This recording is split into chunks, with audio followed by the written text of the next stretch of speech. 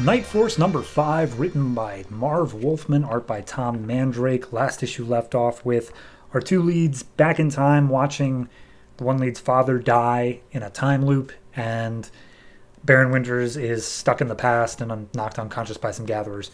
This issue picks up with Baron Winters still unconscious, being literally walled up in this castle dungeon that he's in, and they're just going to let him asphyxiate down there, because I guess there's going to be no air in the end. And then we cut back to today, where we meet a new character of Annabeth Saunders, who doesn't seem that important. And she's at a carnival with her brother, and she's very newly pregnant. It's only been 12 weeks. She hasn't felt the baby kick yet. The brother goes and hops on a ride while she hangs back and wants to go meet up with somebody. But then she feels the baby kick or something. She starts to feel a bit woozy. And then these like clown mascots that are all around just pick her up and take her over to an RV near the carnival.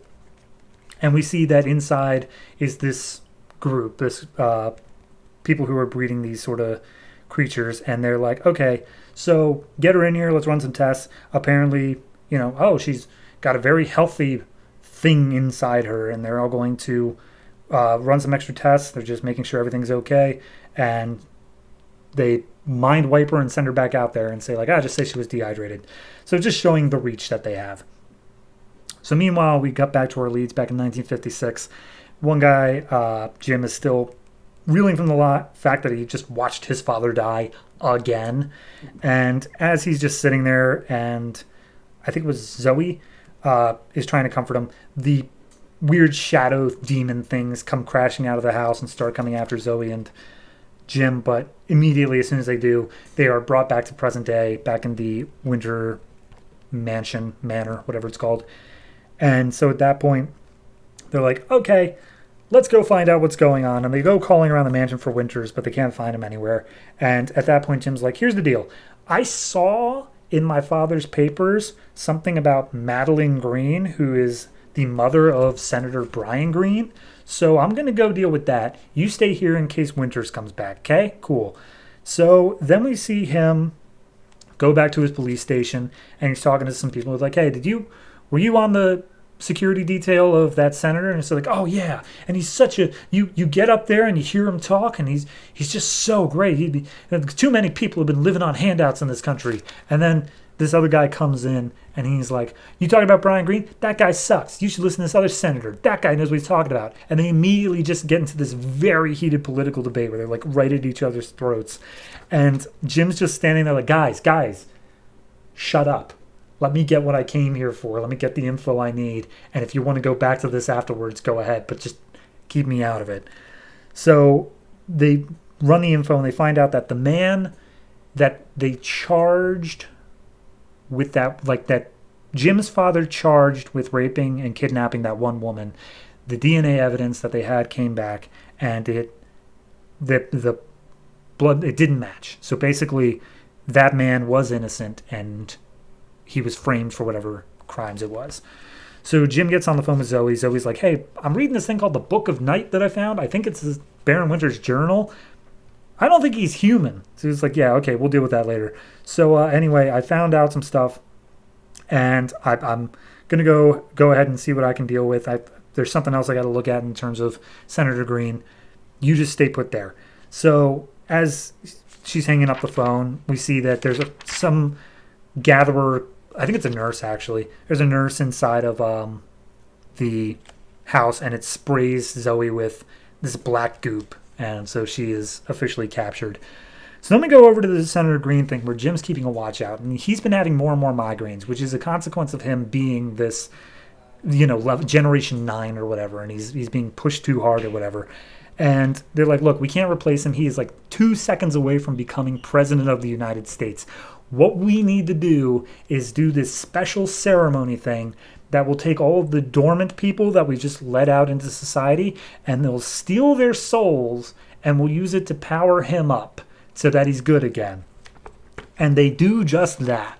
And they apparently have to kill 131 people, stealing their souls in order to get this guy back to some level of good. And he doesn't know about any of this. He's unconscious for the whole thing. So his wife is just like, good, all right, go ahead and wipe his memory and send him back out there. And everyone else, great job. We just saved the life of the next president of the United States. So Jim seeing some of this happening is just like, what in the hell is going on? And as the wife leaves, he's like, I'm going to go ahead and follow her. But then we see the senator wake up, and he still remembers some flash of it. He doesn't know exactly what he's seen, but he remembers a flash of it. So then we see where the wife went to, and it's another woman had gone into like premature labor with one of their generation, I think it was like nines or something like that. And it's basically non-viable. It comes out, it's a miscarriage more or less, completely stillborn. And she's like, God damn it, we do not have the resources to spare on this stuff. Go ahead, kill it and kill her. She's of no use to us anymore. Hey, didn't we just recapture that Zoe girl? She's the one who gave birth to like a good generation 10. We should just keep using her. And Jim hears this because he's managed to sneak up into the mansion behind them. And he's just like, oh, okay, they have Zoe again. Guess I should go get her. But he knocks over a bottle. It crashes and they're like, oh, there's an intruder. Go ahead and get him. And they knock him out and they're like, wait a minute, hold on. This guy's a cop. If we just straight up like missing persons him, there are going to be people asking questions. We need to leave a body. Go ahead and take the woman who just miscarried, the little miscarried fetus, and then Jim, set this place on fire and let them all burn. So then we see, the fire's set. But then we cut back into the past. Baron Winters is just pounding down the door. His cat wakes up and just like, oh, good, you're awake. Help me claw down this door so we don't choke to death in here. This is a mess. Like, we've only got 2 issues left, and we've barely done anything. We need to help somehow, so please help me. And that's where the issue leaves off. I'll give them one thing. I agree that they only have 2 issues left, and it feels like they haven't done anything, because I am like, I don't quite know what they're going for here. It's honestly feels like just a bit of a mess overall. It's not...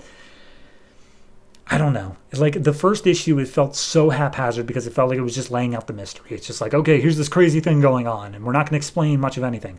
But then at some point we did get the explanation issue, and I remember that, and I appreciated that, but we still didn't do anything about it yet. And now that we only have 2 issues left, like, I don't know what we could possibly do here. Like, what's the end game? I don't even know what the goal here is. I feel like it's stop this guy from becoming president, but like, is it? Have they directly said that at any point? Because I don't think they have. I think it's just been a thing of everyone's been in the dark as to what their plans are, and there's not really anything of them doing anything about it. So I don't know. I feel as lost as the characters do here. And with only 2 issues left, that's not good. Like, I have a grasp on the generalness of what's going on, but it doesn't feel like... I don't know. This is the point where I feel like there's that scene where they're like, okay... the Death Star plans, there's a exhaust port right here, we're going to go and we're going to blow it up. Like, this should be that issue, but instead it's no, we still have no clue what we're doing. We're just finding out stuff still. So yeah, I don't know. If they can turn it around, I'd be grateful, but for this particular issue, I give it a 5, just because I don't get it. I'm not sure what's going on here yet. I understand the basic setting, but I don't feel like there's a plot here. I feel like it's just a collection of this guy watching the day-to-day events of this weird-ass alien cult thing. Cool.